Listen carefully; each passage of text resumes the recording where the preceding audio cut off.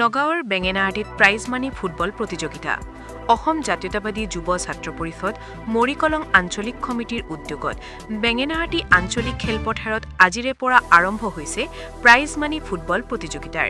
খেলৰ আৰম্ভণিৰ পূৰ্বে অসমীয়াৰ প্ৰাণৰ শিল্পী জুবিন গাৰ্গৰ কালজয়ী গীত মায়াবিনী পৰিৱেশন কৰাৰ লগতে এক শ্ৰদ্ধাঞ্জলি অনুষ্ঠান অনুষ্ঠিত হয়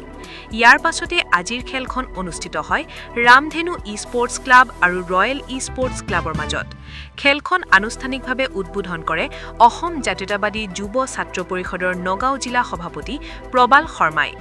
আৰম্ভণিৰ পৰাই আকৰ্ষণীয় হৈ পৰা খেলখন উপভোগ কৰিবলৈ ক্ৰীড়াপ্ৰেমী ৰাইজে ভিৰ কৰা পৰিলক্ষিত হয় আজিৰে পৰা আৰম্ভ হোৱা এই ফুটবল খেলৰ ২৬ জানুৱাৰীত অন্ত পৰিব খেলখনৰ বিজয়ী দলে লাভ কৰিব ২০,০০০ নগদ ধন ট্ৰফি আৰু মানপত্ৰ বিজিত দলে লাভ কৰিব ১৫,০০০ নগদ ধন লগতে ট্ৰফি আৰু মানপত্ৰ আগন্তুক খেলসমূহত উদ্যোগতাই ক্ৰীড়াপ্ৰেমী ৰাইজৰ উপস্থিতি কামনা কৰিছে নগাঁৱৰ পৰা ৱাহিদুজ্জামানৰ ৰিপৰ্ট বটদ্ৰবা লাইভ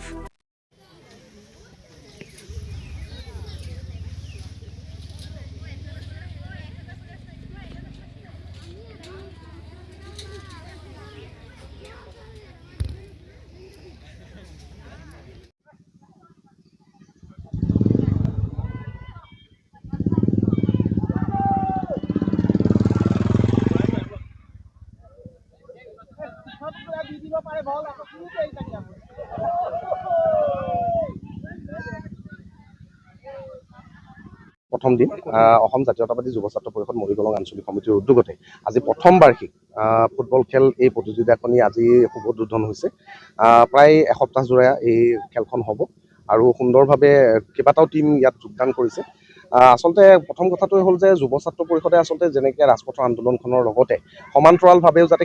খেলৰ জগতখনকো যাতে আগবঢ়াই নিব পাৰে আৰু সেইবাবে আপোনালোকে নিশ্চয়কৈ গম পায় যে উৰিয়াগাঁও আঞ্চলিকে হওক বা পৰ্ণিগুদাম আঞ্চলিকে হওক বিভিন্ন আঞ্চলিক সমিতিসমূহে এই সময়তে আমাৰ এই ফুটবল খেলখন আয়োজন কৰে আৰু এই ফুটবল খেলৰ জৰিয়তে আচলতে এটাই কথা আমাৰ যিসকল স্থানীয় যিসকল খেলুৱৈ আছে সেই খেলুৱৈসকলক যাতে আমি কিবা এটা মঞ্চ এটাৰ ব্যৱস্থা কৰি দিব পাৰোঁ তেওঁলোকে যাতে ইয়াৰ পৰাই আগবাঢ়ি যাব পাৰে কাৰণ আপোনালোকে নিজেই জানে আমাৰ নগাঁৱৰ পৰাই গৈ পেলাই হিমা দাসে গৈ পেলাই আন্তঃৰাষ্ট্ৰীয় প্ৰেক্ষাপটত গৈ পেলাই জিলিকি উঠিছে গতিকে তেনে এটা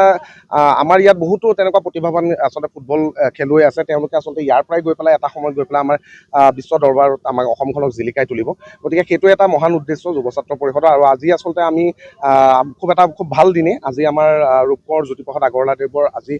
মৃত্যুবাৰ্ষিকী আৰু তেওঁৰ আজি আমাৰ শিল্পী দিৱসৰ দিনাই আজি আমি এই খেলখনৰ আৰম্ভণি কৰিছোঁ